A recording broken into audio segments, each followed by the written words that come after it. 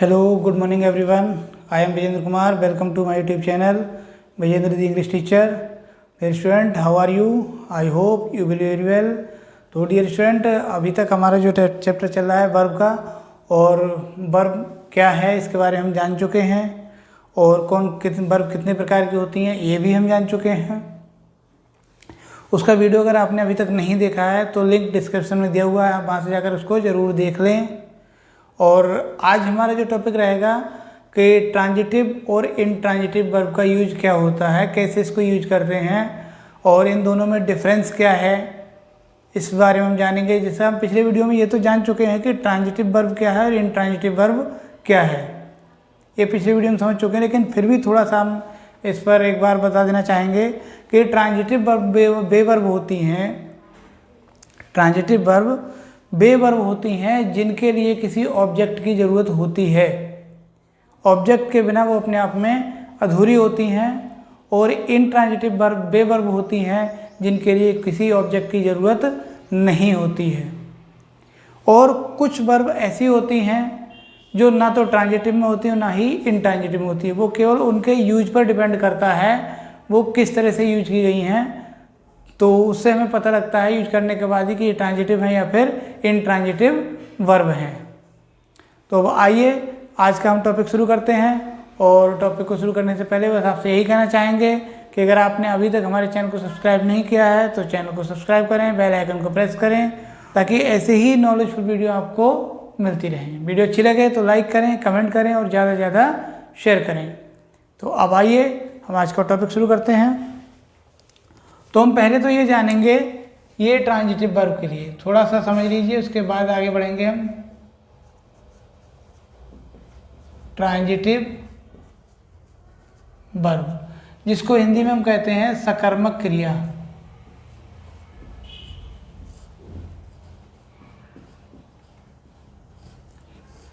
हम अगर हिंदी से ही निकालना चाहें इसका अर्थ निकाल सकते हैं सकर्मक। सकर्मक का मतलब होता है कर्म के साथ साथ, यानी ऑब्जेक्ट जिसके साथ में जुड़ा हुआ है वो ट्रांजिटिव वर्ब है।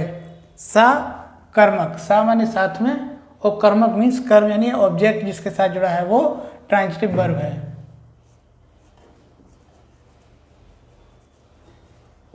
ट्रांजिटिव वर्ब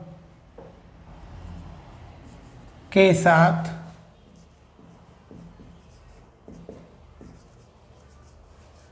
ऑब्जेक्ट का यूज जरूरी होता है।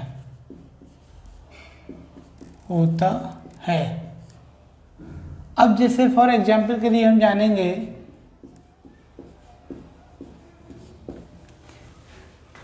ट्रांजिटिव वर्ब के साथ में ऑब्जेक्ट का होना जरूरी होता है। अब एग्जाम्पल के लिए जानेंगे आई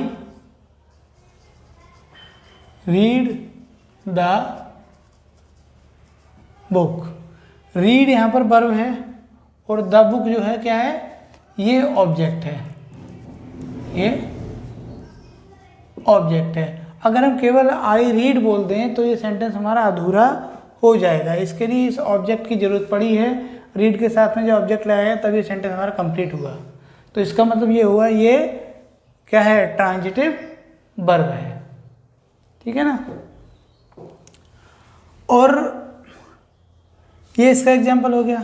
अब इनट्रांजिटिव की बात करते हैं हम।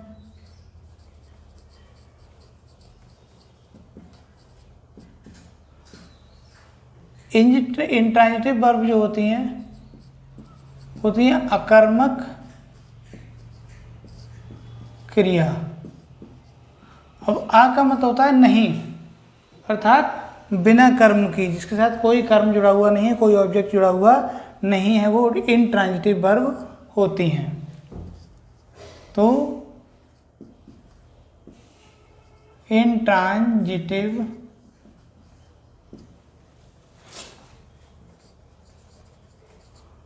वर्ब में ऑब्जेक्ट की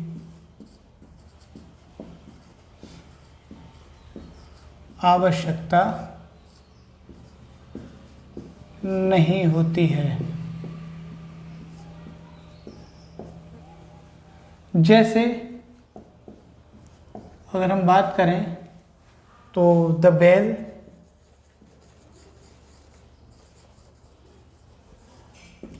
रिंग्स, घंटी बजती है, तो इसके लिए किसी ऑब्जेक्ट की ज़रूरत नहीं है। अगर यही सेंटेंस को हम थोड़ा सा घुमा दें तो तब ये रिंग जो है, हालांकि रिंग अपने आप में क्या है, ये दोनों जगह यूज हो सकती है, ये ट्रांजिटिव में भी यूज हो सकती है और इंट्रांजिटिव में भी यूज हो सकती है, लेकिन यहाँ भाव के अनुसार जब यूज किया गया तो यहाँ पर ये इंट्रांजिटिव वर्ब है। पियन रिंग्स द बेल सही तब होगा, the peon rings the bell, यानी चपरासी घंटी बजाता है। The peon rings the bell, चपरासी घंटी बजाता है, तो वहाँ पर ये ट्रांजिटिव वर्ब हो जाएगी। लेकिन अभी ये अपने आप में क्या है, इंट्रांजिटिव वर्ब है। ठीक है, तो ये चीज़ तो यहाँ पर रही। अब जैसे कि मैं बता रहा हूँ कि कुछ वर्ब्स ऐसी होती हैं जो ना ट्रांजिटिव हैं और ना ही इंट्रांजिटिव हैं, वो दोनों जगह यूज हो सकती हैं, लेकिन उनका यूज जो होता है उनके प्रयोग पर डिपेंड करता है। उनको हम आगे भी समझते हैं। अभी हम बता रहे थे कि अधिकांश वर्ब्स दोनों ही जगह यूज किए जाते हैं, चाहे वो ट्रांजिटिव में हो या फिर इंट्रांजिटिव में हो। देखिए कैसे कैसे इनके यूज हैं ये समझते हैं हम। यहाँ ट्रांजिटिव यूज है ही स्पीक्स द ट्रूथ, तो स्पीक्स जो है ये वर्ब है, ये कौन सी वर्ब है, ट्रांजिटिव वर्ब है, और द ट्रूथ इस यहाँ पर ये ऑब्जेक्ट का काम कर रहा है। अब इसी वर्ब को हमने यहाँ पर यूज किया, ही स्पीक्स सॉफ्टली। अब सॉफ्टली क्या है, ये एडवर्ब है ना कि ऑब्जेक्ट, तो यहाँ पर ऑब्जेक्ट की कोई ज़रूरत नहीं है।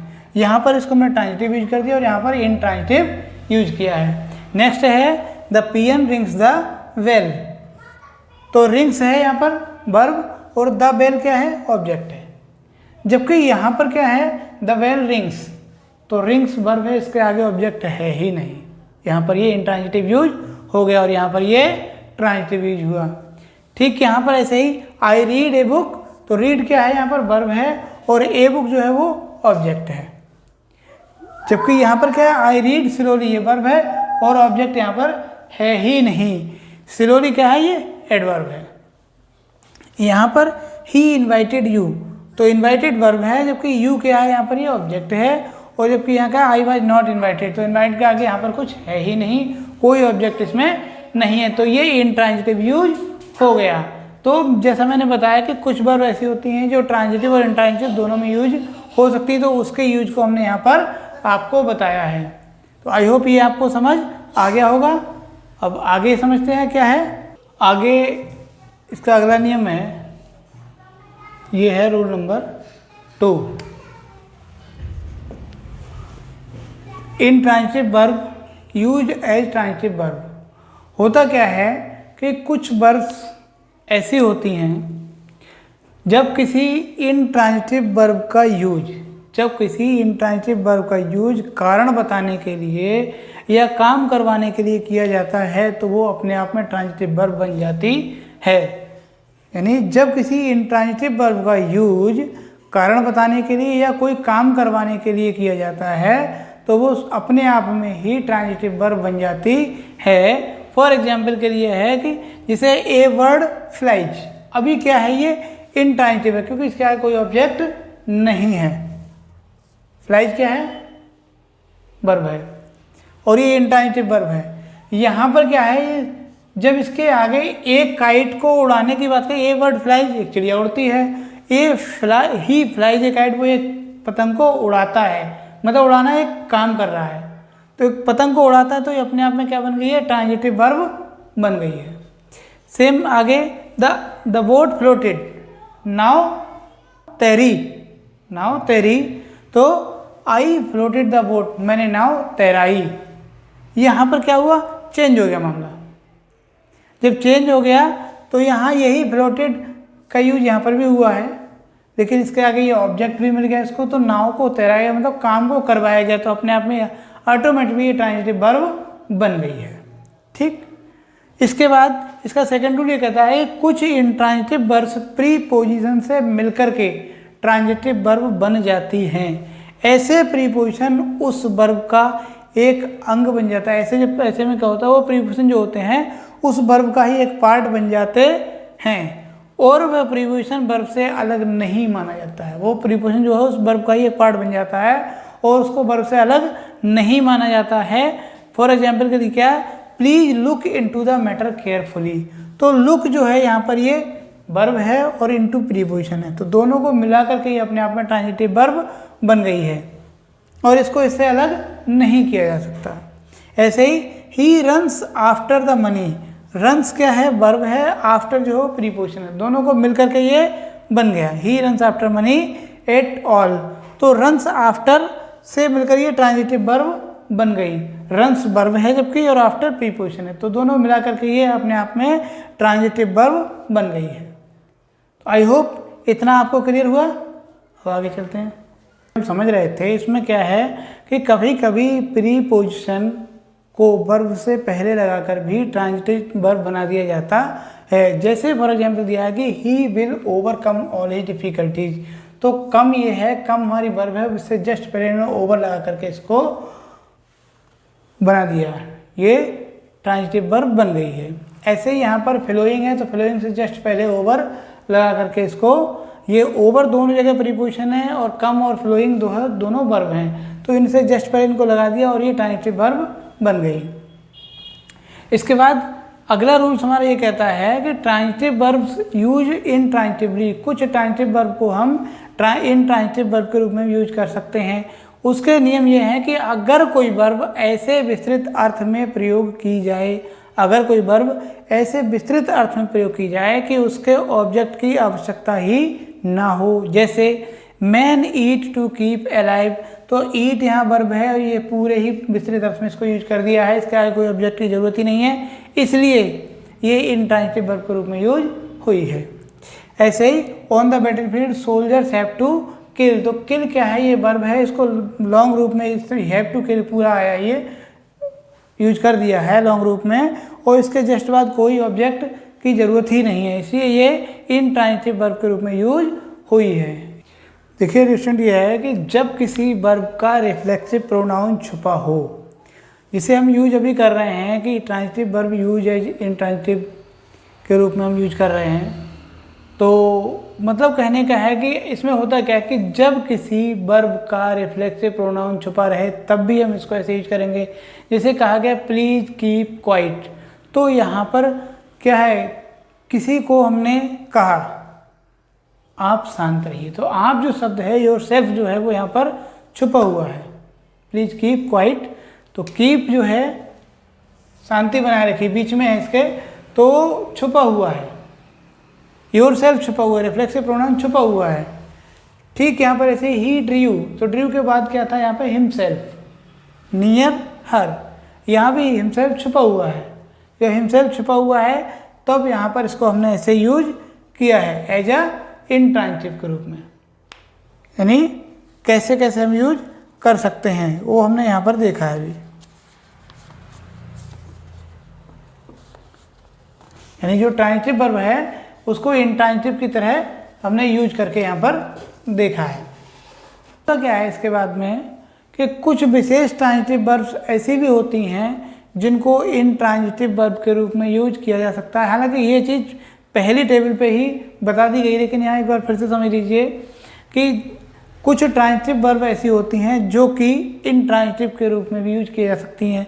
जैसे ही ब्रोक द ग्लास, उसने ग्लास तोड़ दिया, तो द, अब ब्रोक यहाँ पर वर्ब है, ये ट्रांजिटिव में है, यहाँ पे द ग्लास ब्रोक, ग्लास टूट गया, तो यहाँ पर ये अपने आप में इंट्रांजिटिव बन गई क्योंकि ऑब्जेक्ट नहीं है, यहाँ ऑब्जेक्ट है, यहाँ ये द ग्लास ऑब्जेक्ट है ही है, आगे ग्लास का कोई ऑब्जेक्ट नहीं है।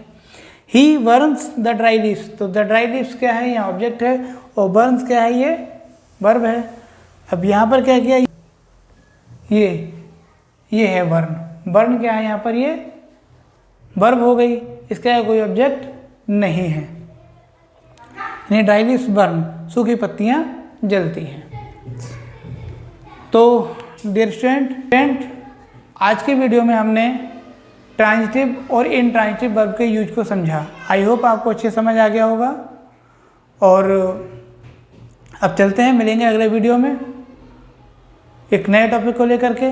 और चलने से पहले बस आपसे यही कहना चाहेंगे कि अगर आपने अभी तक हमारे चैनल को सब्सक्राइब नहीं किया है तो चैनल को सब्सक्राइब करें, बेल आइकन को प्रेस करें ताकि ऐसे ही नॉलेजफुल वीडियो आपको मिलती रहें। और वीडियो अच्छी लगे तो लाइक करें, कमेंट करें और ज़्यादा से ज़्यादा शेयर करें। Thank you. जय हिंद।